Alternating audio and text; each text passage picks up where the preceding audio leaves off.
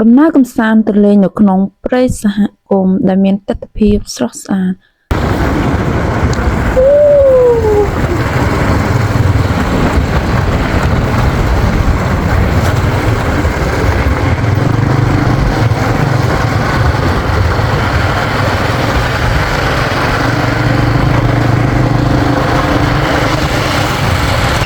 អញ្ចឹងបានគេថាបើយើងធ្វើការអอกកម្លាំងនឿយហត់ខ្លាំងណា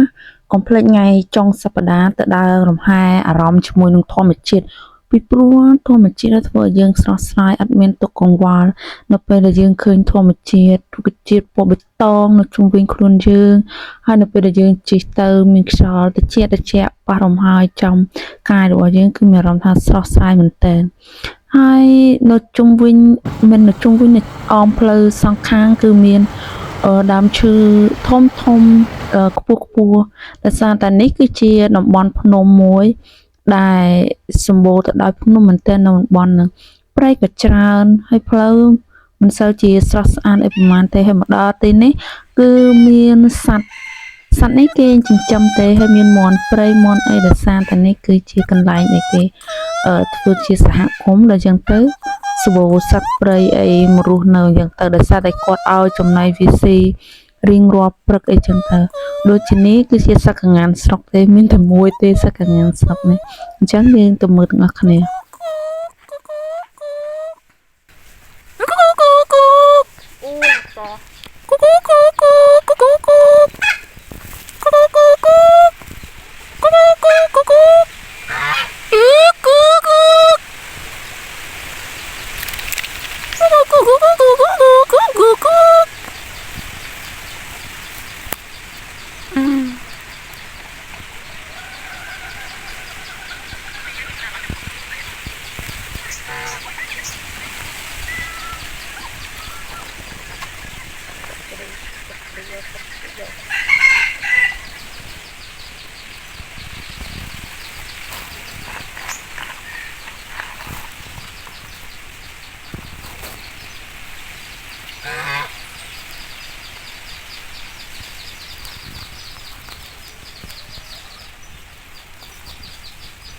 សុទ្ធមន់ព្រៃតែដាក់សូឡាដល់ពេលវាត្រូវកដៅទៅបានទឹកចាញ់ឃើញណាសត្វកង្ហាននៅទីនេះវាអត់មានទឹកលេងទេវាលេងតែទឹកទយោដែលយើងបានបូមចេញមកពីដងហើយដងនេះផងដែរនៅទីនេះអត់មានភ្លើងមានអីទេគឺដាក់សូឡាមកលេងតើសូឡាហ្នឹងគឺយើងភ្ជាប់ជាមួយនឹងដងហ្នឹងហើយយើងដាក់ទយោសម្រាប់បូមចេញមកក្រៅហើយចំពោះសត្វកង្ហានឬក៏សត្វមាន់អីហ្នឹងគឺវាចាប់ដើមមកផឹកទឹកនៅហ្នឹងហើយលេងទឹកនៅនឹងអញ្ចឹងទៅដូចជាកង្ហាននេះពិតជាកំសត់មែនមានតែមួយម្នាក់ឯងទេសត្វផ្សេងទៀតគេសិតតែមានគ្នាដូចជាមាន់ព្រៃមាន់អីហ្នឹងយើងឃើញវាដើរជីវងមានកូនមានមេពេលខ្លះសត្វមាន់តូចហ្នឹងគឺត្រូវសត្វស្ទាំងព្រៃហ្នឹងគឺមកចាប់ស៊ីជាចំណីរបស់សត្វស្ទាំងដែលធ្វើឲ្យមាន់នៅទីនេះនៅពេលដែលឃើញសត្វស្លាបដែលហោះនៅលើព្រៃធំដឹងតែនាំកូននាំចៅរត់ហើយក្រាបលើកូនអីអញ្ចឹងទៅគឺអាណិតមែនតែនដោយសារតែលោកពូតានៅនឹងគាត់បាននិយាយប្រាប់ខ្ញុំអញ្ចឹងទៅពេលខ្លះពួកគាត់នៅចាំកន្លែងពេលខ្លះក៏ពួកគាត់អត់នៅចាំកន្លែងគាត់រវល់ដើររបាតព្រៃមើលសត្វធំដូចជាសត្វទន្សោងសត្វឆ្លុះសត្វអីយ៉ាងទៅខ្លាចវាតណៃអីចឹងដោយសារតែគេឲ្យជាមើលពពួកសត្វធំហើយសត្វតូចនៅពេលព្រឹកគាត់គ្រាន់តែឲ្យចំណីឲ្យអីស៊ីហើយក៏វាដើរទៅណោះផឹកទឹកផឹកអីចឹងទៅតែចំពោះសត្វកង្ហានវិញពីមុនគាត់មាន2តែដោយសារតែមួយទៀតហ្នឹងគឺត្រូវឈឺងាប់អញ្ចឹងហើយនៅសល់តែសត្វកង្ហានមួយនឹងទេដែលដើរតែតោលទៅមកតែម្នាក់ឯងអញ្ចឹងសត្វផ្សេងនៅទីនេះគឺដើរជាមួយគ្នាទៅមកអត់ប្រកាន់ថាអូជាប្រភេទសត្វផ្សេងពូជផ្សេងអីទេគឺត្រូវដើរជាមួយគ្នាដូចកង្ហាននេះពេលឃើញខ្ញុំមកអញ្ចឹងវានៅនឹងតែជាក់ស្ដែងវាចូលចិត្តដើរមួយមាន់មួយអីមើលទៅមានក្តីសុខដែលលក្ខណៈដូចថាសត្វ វាដូចជាមនុស្សយើងដែរមនុស្សយើងនៅពេលដែលទៅជួបអ្នកផ្សេងដូចថាអ្នកនៅប្រទេសផ្សេងឬក៏ទៅរៀនសាលាជាមួយគ្នាអញ្ចឹងទៅយើងអាចស្គាល់គ្នាតែយើងអាចបង្កើតចំណងមិត្តភាពជាមួយគ្នាបានហើយនៅទីនេះក៏មានបាវសាក់ដែរដែលអាចជាតាអីគាត់ហាត់ប្រាណអីចឹងណាដើម្បីឲ្យមានរាងកាយមាំមួនដោយសារតែនៅក្នុងនេះគឺស្ងាត់មែនតើមានតែព្រៃមានតែអីទេ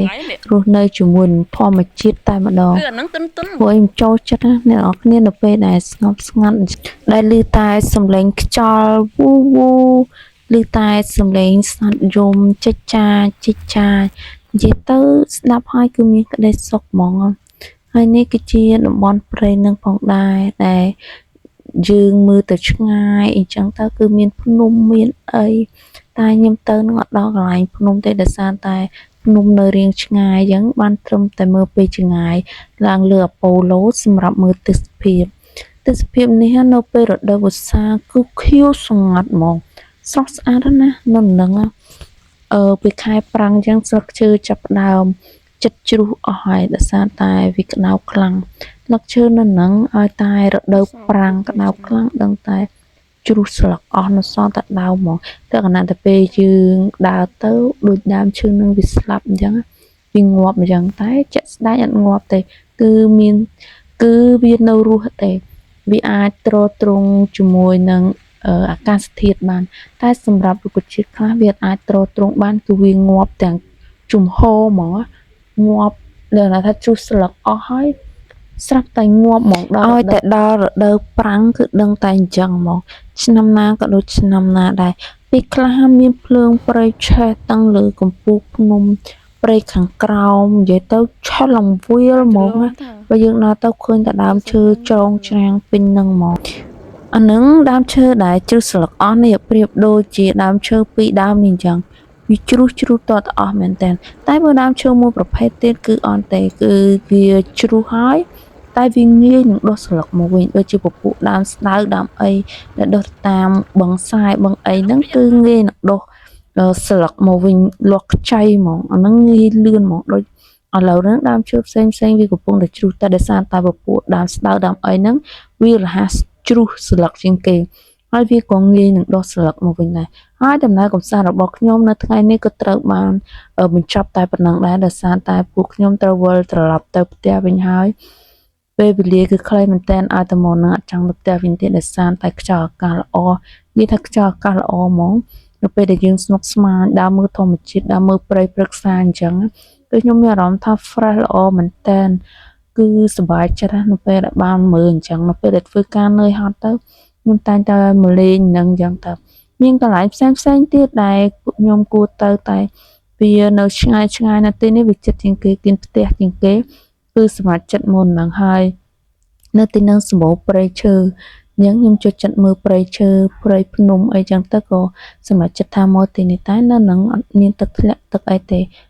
នេះអីហ្នឹងមន់ព្រៃអីហ្នឹងវាចាប់ដើមដើរស៊ីជាក្រុមអញ្ចឹងទៅហើយខ្ញុំក៏បានមកបាយវាហើយដើម្បីត្រឡប់ទៅផ្ទះវិញជំរឿថ្ងៃណាដែលខ្ញុំទៅនេះខ្ញុំនឹងមកលេងទីនេះម្ដងទៀតព្រោះកន្លែងនេះធ្វើខ្ញុំដើរលេងហើយខ្ញុំមានអារម្មណ៍ថាស្រស់ស្រាយខ្ញុំនឹងទៅកន្លែងផ្សេងទៀតដែលជាកន្លែងធម្មជាតិទៅក្រោយខ្ញុំនឹងទៅលេងកន្លែងម្ដុំទឹកធ្លាក់អីវិញម្ដងដោយសារតែកន្លែងទឹកធ្លាក់វាត្រជាក់វាអីហ្នឹងទៅព្រោះយើងចូលរដូវប្រាំងតែឥឡូវហ្នឹងវាលក្ខណៈថាពេលព្រឹកវាត្រជាក់ខ្លាំងហ្មងអញ្ចឹងអត់អាចទៅលេងម្ដុំហ្នឹងបានទេអាចជាមកតំបន់ភ្នំដែលមានទឹកមានអីតែមានព្រៃឈើមានសត្វអីទៅជាមើលដល់ពេលខែស្លឹកឈើជ្រុះអស់ខ្ញុំនឹងមកថតអន្សោងថតអីដែលពពួកសត្វហ្នឹងខ្ញុំចូលចិត្តមើលពួកឯងខ្ញុំធ្លាប់ឃើញវាហើយម្ដងហើយខ្ញុំមកពេលរដូវកាលស្លឹកឈើជ្រុះអស់ខ្ញុំឃើញសត្វអន្សោងសត្វអីសត្វអន្សោងដូចសត្វគោយ៉ាងក៏ប៉ុន្តែស្នាវាវែងមានវាធំដែលវានេះវាស្អាតជាងផ្លែភ្នែកដែលវាអត់ដូចសត្វស្រុកយ៉ាងទេហើយរោមវារលីងហើយវាមានកូនមានអីដូចសត្វគោយើងអីដែរហ្នឹងហើយអ្នកនរគ្នាវីដេអូរបស់ខ្ញុំមានតែប៉ុណ្្នឹងទេបាយជម្រាបលាជួបគ្នាឱកាសក្រោយ